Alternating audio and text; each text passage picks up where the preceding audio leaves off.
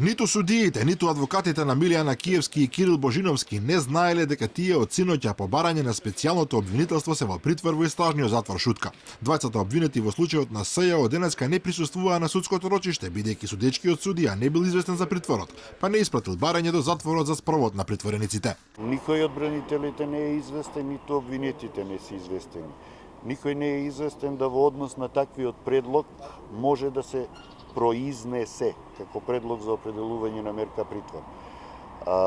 Предлогот не сме го виделе, решението треба да го видиме, дали во суштина станува збор за барање за измена на мерки за обезбедување или предлог за определување на мерка притвор. Адвокатот на поранешниот министер за транспорт и врски објаснува дека одредениот притвор е нелогичен, бидејќи на Киевски се јавувал на сите рочишта, а досега можел да избега доколку тоа го сакал во безброј наврати.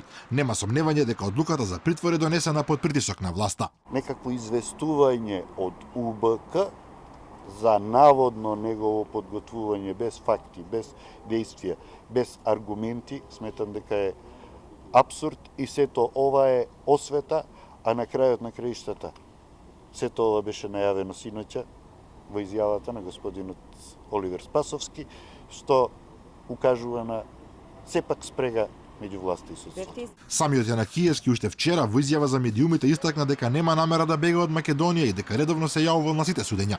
Инаку на денешното рочиште не присуствуваше ниту екс-премиерот Никола Груевски, кој вчера објави дека побарал политички азил во Унгарија. Обвинителката на СЈО Лиле Стефанова побара на Груевски да му се суди во отсуство, што беше спорно за одбраната.